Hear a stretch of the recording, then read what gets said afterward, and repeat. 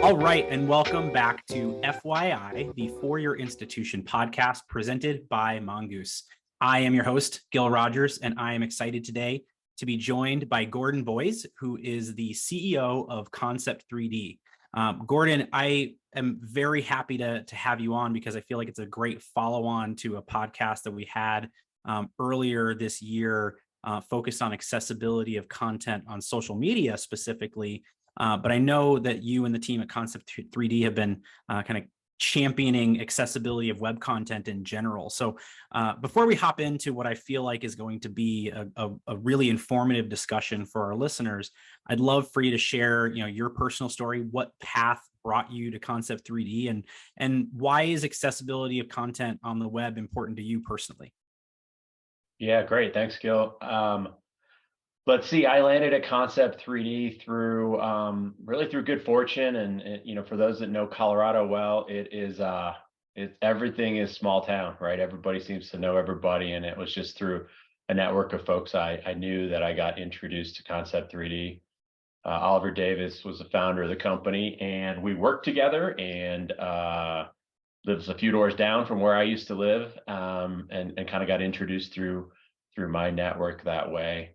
To come in and help Oliver out with a few things. One thing led to another, and Oliver went with a spin out that we created, and I fell in love with the business. And so instead of being interim CEO and sort of helping with that spin out, I ended up staying with the business for a long time. This marks my 7-year mark.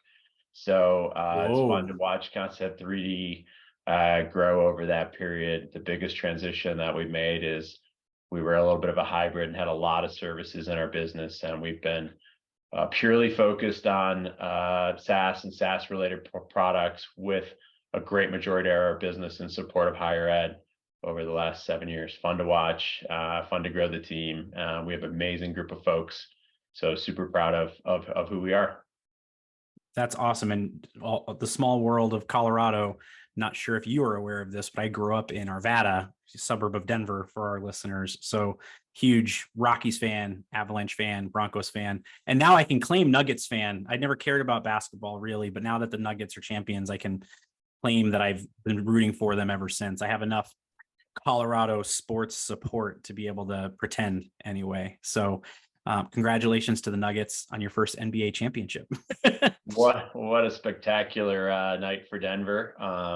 As we record this right now, the parade is happening. So pretty good time to you got to grab your webcam. Grab your webcam, bring it out into the streets of Denver. Let's see it. So I appreciate, again, you taking the time. And, I mentioned at the beginning that, for our listeners who have been with us throughout this season, earlier in the season, we had a really great interview with Alexa Heinrich, who is the founder of Accessible Social. And she, and if you don't follow her on LinkedIn, you should. She is totally a leader in the space and speaks a lot at conferences and webinars and everything else on the importance of content being accessible, specifically on social media, right? And, camel casing of hashtags and alt text on images. And a lot of these things carry over into content across the web. I think general best practices for social are really the same for web-based content. The differences are you have more control on your web properties oftentimes than you do on how Facebook decides to support accessible content, or LinkedIn supports accessible content. And so we, have been, me personally, have been recognizing a lot of the work that Concept3D has been putting out there and really championing, accessibility of web-based content. And so, Gordon, we wanted to have you on to kind of share some of your thoughts and perspectives on first, why Concept3D has taken such a firm position when it comes to accessibility. And then also, where you think things are going from an industry perspective. I'm sure I'll have a number of questions once you give us the why, but I'd love to kind of just start there. Yeah, I think partnership is the right place to start with why.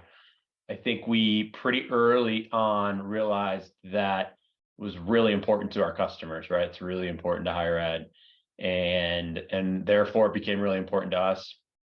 We saw it as an opportunity to differentiate.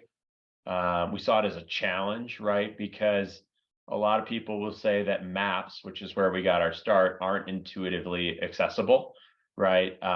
It is by nature a picture, and there are certain limitations. So we saw it as a challenge.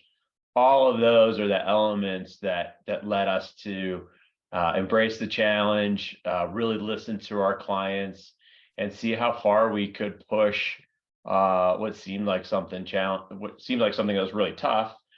How far could we push that in our product, and how much could we embrace it?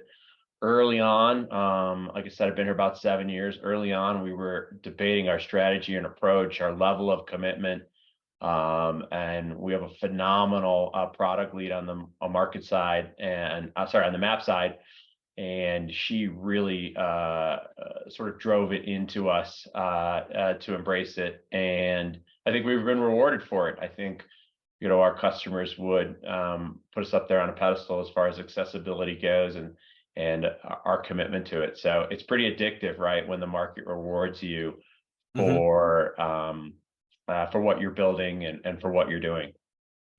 So tell me a little bit about, we can say we have accessible content, right? What would you say are some of the things that institutions should be looking out for when they're developing web-based content, whether they're working with a partner to develop a virtual map, or even if they're just making updates to a section of their website, like a photo album or whatnot, right? There's different things that they can and should be doing. I think for a lot of people, they just don't know where to start. Right. I think the spirit of it starts right with the ADA, American Disability Act, right, and sort of the idea that you have to make reasonable accommodations for those that are disabled. So you have to sort of start with that overarching umbrella, and then figure out how to build it into your tech, and then build it into your content. So it's hard to build it into your content if the tool you're using hasn't been built with that mindset, right? So has the tool been built so that it's can be navigated without a mouse, right? So is it tabbable content? Does it have the alt text fields that I know you talked about in the past? Has it been thoughtful as far as how it uses color, and maybe it doesn't rely on things that those that are colorblind can't comprehend. So you have to use words as well as colors to help the user. But you can't do that unless the platform that you've selected has been built with that in mind. So I think it starts there, and then getting to the real element of your question. And then when you are building the content, you have to make sure that you have all of those elements, and take the time to include text where you to support your images, right? So that the screen reader can do its job for those that are visually impaired. Yep. I think all of those things are elements, but I think it, again, like it starts with the spirit of the act, and then the next step down is the platform, and then the next step down is the actual content that you create.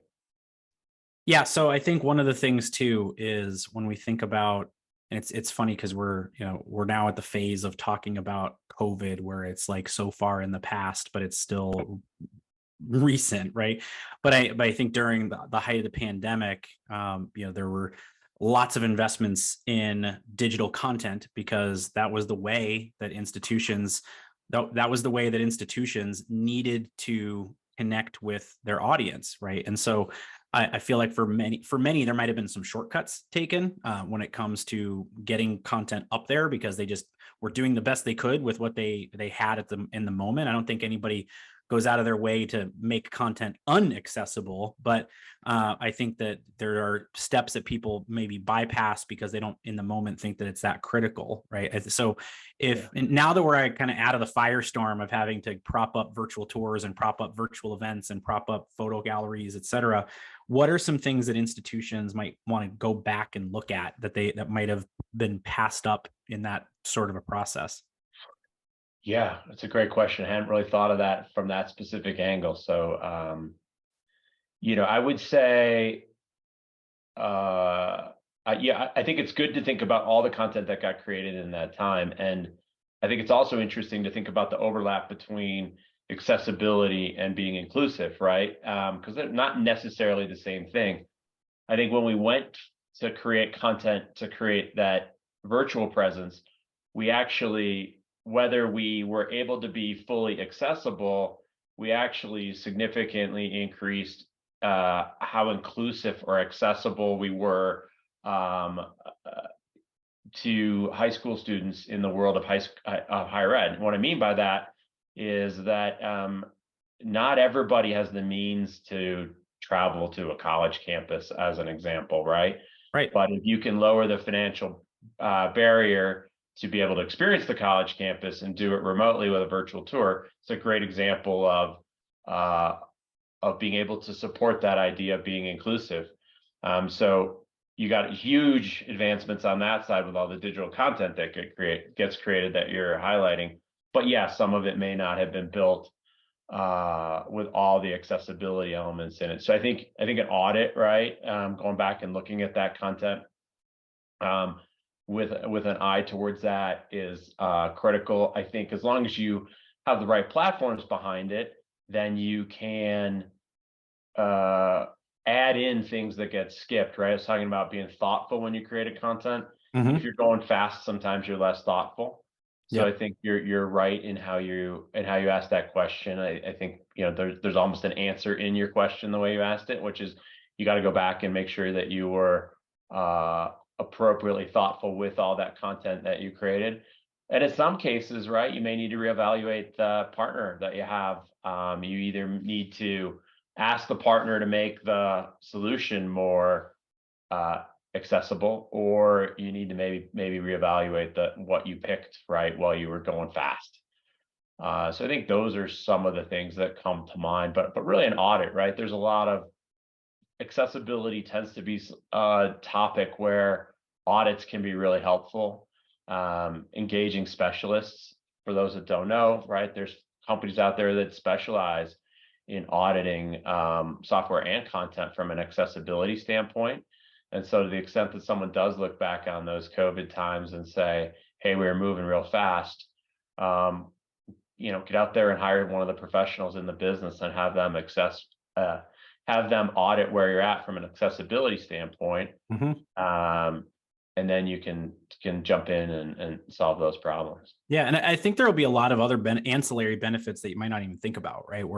And one of the things that we've talked about a few times on this podcast is when we're talking about accessibility is the marketing implications, the SEO benefits, and you don't go into the exercise of making content accessible with the desire to game SEO, right? You don't jam, terms in your alt tags that don't belong there, but a good accessibility practice will yield positive marketing outcomes as well, right? And so I think there's something to be said about, like you said, going back and auditing some of that work that was fast and not thoughtful, and now you've got the time, especially as you're evaluating and creating plans for your next class, to clean up some of the mess, right? And so and every effort that you do will make that content incrementally better as you think about that process. So Gordon, I appreciate you taking the time to be here today and sharing some quick thoughts for our audience. I think the nuggets that you shared are really helpful from a decision-making perspective as we get closer to by the time this podcast drops, institutions being on the road and reaching out to their classes. I would love for you to kind of just bring us home with best ways for people to get in touch with you, Concept3D, what resources that might be available to them as they want to take advantage of the time that they have to really make the best experience for their audience that they can. Yeah. Gordon Boys on LinkedIn, great way to connect with me. I love the messaging on LinkedIn and growing my network that way. I think it's fantastic. You can always email me, first name last name at concept3d.com. But again, I think LinkedIn's a little better for me. And then we have a lot of accessibility content on our website. So especially Concept3D/blog. I think it is. I hope it's not blog dot, but it might be. But our blog has a ton of accessibility content. It's a place where we really try and write good, thoughtful articles, and we try to deliver content there on a routine basis. So you'll see some best practices content. There's a new WCAG standard that just came out. So we've done a write-up of that and how it embraces the older standard and takes it to the next level. So there's some really good things in there. That some of that content's direct from our product managers, right? So it's not just marketing content as you would expect in a blog. It's real thoughtful product manager expert content. So I'd highly recommend people look there. And then there's a contact us page on our website. That does not go into Never Never Land. So there's a real person on the other end reading that. So if you want to get in touch with Concept3D, it's a great place to start. Awesome. And I did just look it up to confirm for our listeners, and we'll put the link in our episode notes. The blog is concept3d.com/blog. Although now you've got to email your web developer and say, hey, we need to create a subdomain that redirects there just in case. So we might have it. I don't know. There you go. We changed our provider at some point and it switched how we did it. Hey, doesn't everybody, right? So Awesome. Well, Gordon, thank you so much again. I appreciate your time. And to our listeners, thank you for tuning in. And we will see you next time on FYI. Thanks, Gil.